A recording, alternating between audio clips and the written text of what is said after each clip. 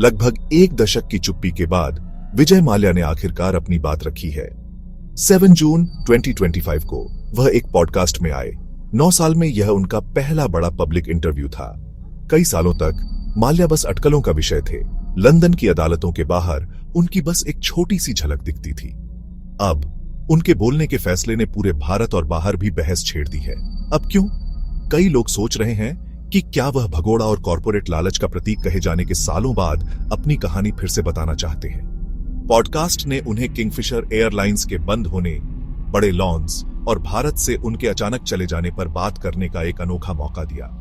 यह सिर्फ एक मीडिया अपीयरेंस नहीं था, यह माल्या की अपनी विरासत को आकार देने और उन लोगों से सीधे बात करने की कोशिश थी जिनका उन्होंने कभी नेतृत्व किया था। जैसे ही उन्होंने शुरू किया, 9 साल की चुप्पी आखिर टूट गई। इंटरव्यू की शुरुआत किंगफिशर एयरलाइंस के पुराने कर्मचारियों से सीधी माफी के साथ हुई। माल्या ने एयरलाइन के बंद होने और कर्मचारियों को हुई मुश्किलों की जिम्मेदारी ली।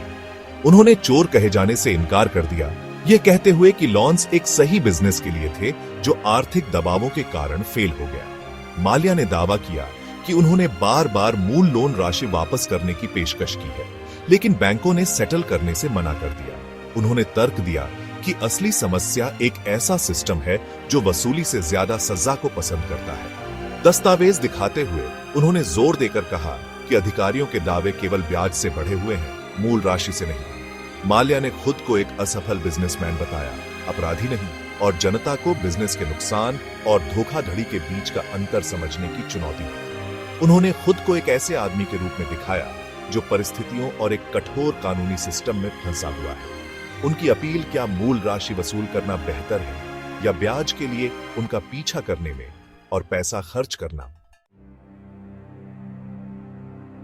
माल्या ने इंटरव्यू का इस्तेमाल भगोड़ा कहे जाने को खारिज करने के लिए किया। उन्होंने कहा कि वह मार्च 2016 में एक आजाद आदमी के रूप में भारत से गए थे। उनके खिलाफ कोई अरेस्ट वारंट या समन नहीं था।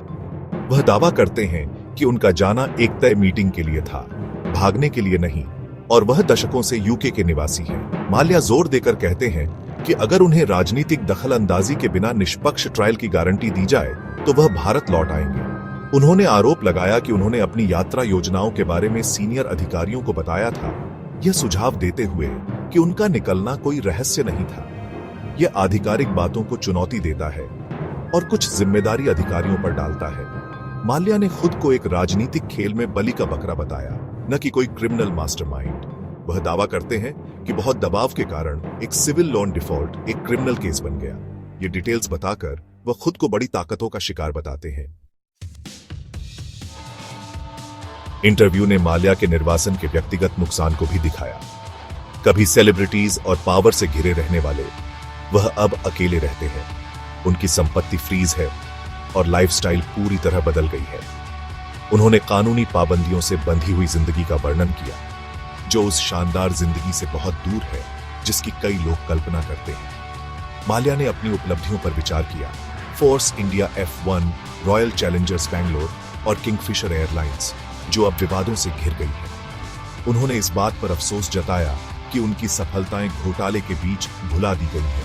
अपनी बेगुनाही बनाए रखने के बावजूद उन्होंने एयरलाइन की विफलता और कर्मचारियों पर इसके असर पर दुख जताया। इंटरव्यू ने एक ऐसे आदमी को दिखाया जो नुकसान, विरासत और अपने अतीत के बोझ से जूझ रहा है। ये हेडलाइंस के पीछे एक दुर्लभ मानवीय झलक थी। माल्या के इंटरव्यू ने पूरे भारत में तेज रिएक्शन दिए। कुछ ने उनकी माफी और स्पष्टीकरण को सच्चा माना, ये मानते हुए कि उन्हें कर्ज चुकाने का मौका मिलना चाहिए। दूसरों ने इंटरव्यू को एक पीआर चाल बताकर खारिज कर दिया, यह तर्क देते हुए कि उनका पछतावा बहुत देर से आया। आलोचकों का कहना है कि उन्होंने फंड डायवर्जन और गलत जानकारी के आरोपों को छिपाया। कई पुराने कर्मचारी अभी भी आश्वस्त नहीं हैं, वे सिर्फ शब्दों के बजाय असली मुआवजा मांग रहे हैं। आखिरकार इंटरव्यू ने विवाद को सुलझाने के बजाय उसे और गहरा कर दिया। माल्या की एक रॉन्ग बिजनेसमैन की कहानी अब एक जानबूझकर डिफॉल्टर की आधिकारिक कहानी से मुकाबला कर रही है। उनकी विरासत अनसुलझी है। इसका अंतिम अध्याय अभी अदालतों में लिखा जाना बाकी है, सिर्फ पब्लिक ओपिनियन में नहीं।